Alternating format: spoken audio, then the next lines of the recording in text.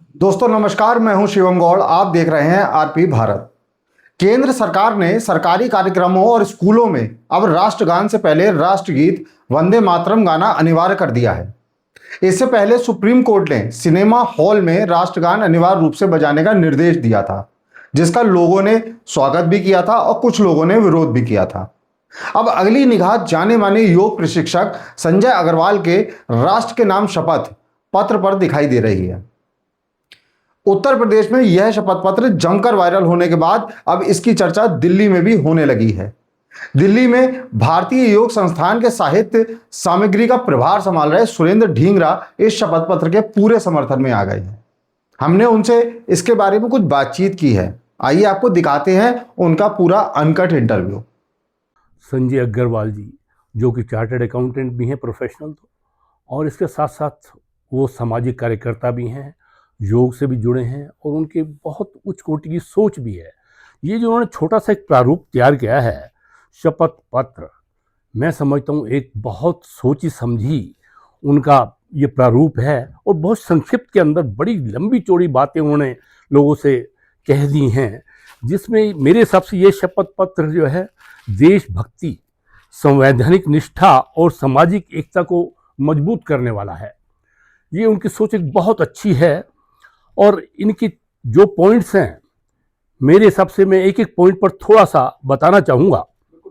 मैं भारतीय संविधान में पूर्ण सच्ची श्रद्धा रखता हूँ, अर्थात निष्ठा रखता हूँ। देखिए, संविधान जो है हमारे भारतवर्ष की एक ऐसी पुस्तक है जिसके अंदर सभी भारतवासियों का अधिकार और कर्तव्यों के बारे में लिखा हुआ है। अधिकार तो सबको बहुत अच्छे लगते हैं और मालूम भी है, मेरा समानता का अधिकार भी है, स्वतंत्रता भी मुझे मिलनी चाहिए, हम उससे अनभिज्ञ नहीं हैं।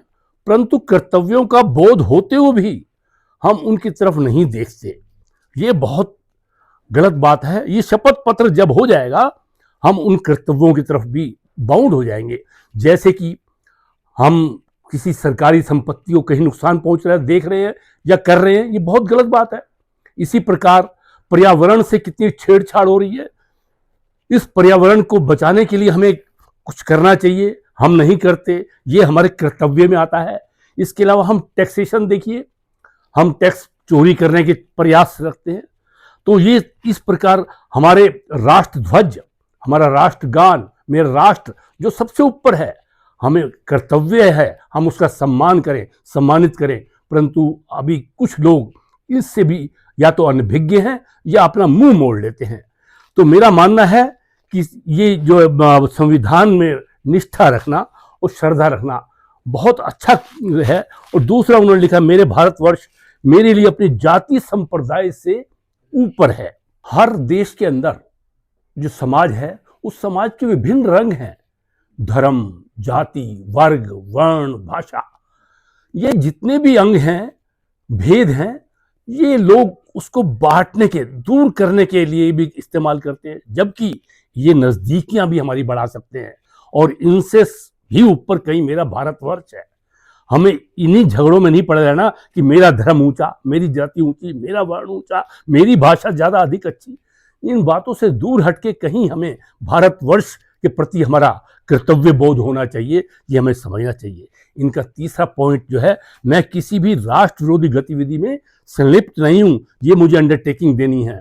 कई लोग तरह तरह की अफवाहें फैलाते हैं, गलत कार्य करते हैं और सोशल मीडिया में गलत संदेश देते हैं, जिससे झगड़े होने के संदेश देते हैं। जब मैं ऐसा शपथ पत्र साइन करूंगा तो मैं इसमें भी बाउंड होऊंगा, कभी भी इसको ना करके केवल और केवल देश के बारे में सोचूंगा। फिर भारत के संविधान का जो मूल भावना है, वासुदेव कुटुंबकम, इसके मैं पक्षधर हूं। अर्थात पूरा संसार, पूरी वसुधा, जहां भी इंसान रहते हैं, वो सब मेरा परिवार है। कितनी अच्छी सोच है। ये सोच सिर्फ भारतवर्ष की है। जबकि आज देख रहे हैं संसार में जगह जगह झगड़े चल रहे हैं, लड़ाइयां चल रही हैं और एटम बम तक की बातें हो रही हैं। परंतु भारतवर्ष में कभी ऐसा नहीं, क्योंकि हमने सभी को अपना ही कुटुंब, अपना ही परिवार समझा है, उनको जाना है। हम उसी प्रकार से उनको रखते हैं। इसीलिए सम्मान की दृष्टि से पूरे संसार में हमको देखा जाता है और विश्व गुरु की पहचान हमारी बन रही है, सिर्फ इसीलिए कि हमारी सोच यही है कि पूरा संसार वसुधैव कुटुंबकम की पक्षधर है हम। और फिर इसके अलावा इनका एक पॉइंट है भारतवर्ष की संस्कृति का संरक्षण और संवर्धन। हमारी संस्कृति, आज हम लोग वेस्टर्न होते जा रहे हैं, ना तो अपने रह रहे हैं ना बाहर। उनका पहनावा, उनका खान पान, उस वजह से हमारे संयुक्त परिवार टूट के न्यूक्लियर परिवार हो गए और उनमें भी आपस में लड़ाइयाँ झगड़े चल रहे हैं। इसलिए अगर हम अपनी ही संस्कृति अपनाएं, अपना ही सब देखें, तो हम कहीं उच्च स्थान, हमारा खान पान, हमारा रहना, हमारा सिस्टम, हम किस प्रकार नीचे बैठ के खाना खाते हैं, कितने लाभ उसके मिलते हैं, इस प्रकार जो हमारी वेशभूषा है कितनी सिंपल है और कितना उसमें हमें कंफर्ट है, ये हमको हमारी संस्कृति का संरक्षण संवर्धन करना हम सबका कर्तव्य होना चाहिए। जब हम शपथ पत्र में लिखेंगे तो हम उसका, हमारा दायित्व होगा तो हम उसका कर्तव्य निभाएंगे। यहां हमने सुरेंद्र ढींगरा जी से पूछा कि इस शपथ पत्र में जो वोट का अधिकार खत्म करने की बात कही गई है उस पर आपकी क्या राय है, तो उन्होंने क्या कहा, सुनिए। इसी प्रकार लास्ट में एक अंडरटेकिंग दे रखी है कि यदि मेरा कोई भी कार्य अथवा विचार भारत के संविधान अथवा राष्ट्र विरोधी पाया जाए तो मेरे ऊपर मुकदमा चलाए जाने एवं समस्त सरकारी सुविधाओं और वोट देने तक के अधिकार को वंचित किए जाने पर मुझे आपत्ति नहीं होगी। बहुत सुंदर है। वोट के अधिकार का बहुत, आज कुछ लोग जातियों में बंटकर वोट को अट्रैक्ट कर रहे हैं, धर्म को लेकर अट्रैक्ट कर रहे हैं, जबकि वो संप्रदायी हैं, धर्म नहीं है। परंतु उसके जोड़ के जब ये हो जाएगा कि हर एक को कि मेरे को सुविधा कहाँ से मिलेगी, ठीक क्या होगा, क्योंकि वोटिंग एक ऐसा है, मेरा कर्तव्य भी है देना और मेरा अधिकार भी है, ये दोनों को बोध कराता है। परंतु वोट सही जगह पर जाए, निश्चित जगह पर जाना चाहिए, ये हमें चुनाव होना चाहिए, ना तो ये कि हम किसी के भड़काव में आके, किसी के बहकावे में आके हम गलत वोटिंग करें और आपस में ही लड़ने का कार्य करें, ये ना हो। तो ये इसके लिए बहुत जरूरी है। मुझे नीचे जब अंडरटेकिंग दे दूंगा, मेरे पे सब अधिकारों से मुझे वंचित किया जा सकता है और मुझे वोट तक का अधिकार नहीं होगा, तो मेरे को ऑफ कोर्स ये एक बहुत बड़ी जब हमने पूछा कि हमारे देश में अब तो पढ़े लिखे व्हाइट कॉलर जॉब के लोगों का भी ब्रेन वॉश हो रहा है, वहां भी आतंक को सपोर्ट करने की बात सामने आई है। जैसे दिल्ली कार बम ब्लास्ट के आरोपियों को अगर देखा जाए तो ऐसे गद्दारों के लिए ये कैसे काम करेगा, इस पर ढींगरा जी ने क्या कहा वो भी सुनिए। सर, ये बहुत इंपॉर्टेंट पॉइंट है, क्योंकि जब संप्रदाय को जोड़ के भड़का कर उनका ब्रेन वॉश कर कर एक तरफ कर लिया जाता है कि हम को अलग करने से ये लाभ होगा और हम इस तरह से लोगों को मार के और दूसरी अपना यहाँ पर राज्य कर लेंगे और यहाँ से हिंदू संस्कृति को ही खत्म कर देंगे। उनकी भावनाएं इस समय कुछ संप्रदायों की बहुत गलत है, सोच बहुत गलत है और उस सोच को हमें खत्म करना चाहिए। जब तक का ये अंडरटेकिंग नहीं देंगे कि तब तक का उनकी ये सोच ये घर करती रहेगी और ये इकट्ठे होते रहेंगे, गलत भावनाएं पैदा होंगी और ये गलत कार्य हो। जितनी भी बड़ी मिसहैपनिंग हो रही है ये कुछ संप्रदाय हैं केवल। अब यहां सवाल ये उठा कि इसका भरना अनिवार्य कैसे होगा, तो ढींगरा जी इस शपथ पत्र से इतने प्रभावित थे कि उन्होंने इसको लागू करने का पूरा रोड मैप समझा दिया। आप भी समझिए। हर चीज की एक सोच तो नीचे से ही उठती है और धीरे धीरे बढ़ते बढ़ते वो कहीं तक भी पहुंच सकती है। और ये ऐसा भी हो सकता है क्योंकि बहुत सुंदर प्रारूप है, अगर ये मिनिस्ट्री में पहुंच जाता है और उनको ये समझ आता है तो ये मैं समझता हूं इसको सर्कुलेट करके कानून भी बनाया जा सकता है। हर इंसान कानून के लिए तो बाउंड हो जाएगा और उसको भरना पड़ेगा। जब भरेगा तो उसको अपने अधिकार और कर्तव्यों का पालन भी करना पड़ेगा।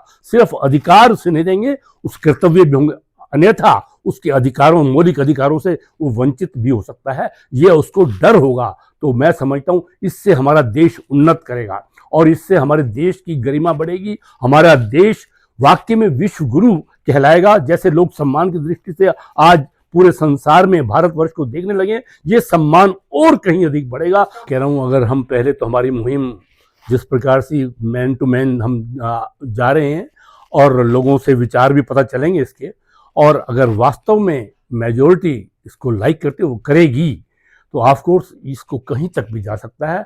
और मैं समझता हूँ उसमें कहीं कोई बुराई नहीं है, इसका इम्प्लीमेंटेशन होना ही चाहिए, चाहे कानून बने, सरकार माने, कोर्ट से हो, किसी प्रकार से इस प्रकार का शपथ पत्र हमारे लिए सिर्फ और सिर्फ अच्छा दिखाई देता है। कहीं इसमें कोई बुराई नज़र ही नहीं आती, और इसमें हमारे देश की तरक्की, हमारी तरक्की, समाज की तरक्की, हर जगह तरक्की ही दिखाई दे रही है। मुझे तो कहीं इसके अंदर कोई दोष नहीं दिखाई देता। मैं समझता हूँ हर व्यक्ति पे और हर समाज के हर व्यक्ति पे कहीं ना कहीं असर तो करेगा, आज नहीं तो कल, और इसका असर होगा और लोग हमारी तरफ कन्वर्ट होंगे और इन शपथ पत्र को एक्सेप्ट करेंगे। जो लोग इसे भरने से मना करेंगे उनके लिए भी ढींगरा जी ने समाधान बताया। हाँ, खतरा तो खैर उनको लगेगा, परंतु मैं तो एक बात कह रहा हूँ, जब एक मेजोरिटी में हम हो जाएंगे, आज हम 3 जगह बटे हुए हैं, कुछ इसको मानने वाले, कुछ ना मानने वाले, और कुछ डबल माइंड है कि अगर ये मैं करूं ना करूं। तो जब ये अधिकता एक साइड हो जाएगी, जो फ्रिकरी माइंड है वो उसके वाक्य में मेरा कर्तव्य बोध है और मुझे इन चीज़ों को समझना चाहिए, जो हो रहा है गलत हो रहा है, उनकी मेजोरिटी एक तरफ हो जाएगी, जो कम लोग रह जाएंगे उनको स्वीकार्य करना कंपलसरी हो जाएगा अपने आप। फिलहाल देखना होगा कि योग प्रशिक्षक संजय अग्रवाल जी इस मुहिम से सुरेंद्र ढींगरा जैसे कितने लोग जुड़ते हैं और ये मुहिम कितना रंग लाती है। नमस्कार, जय हिंद।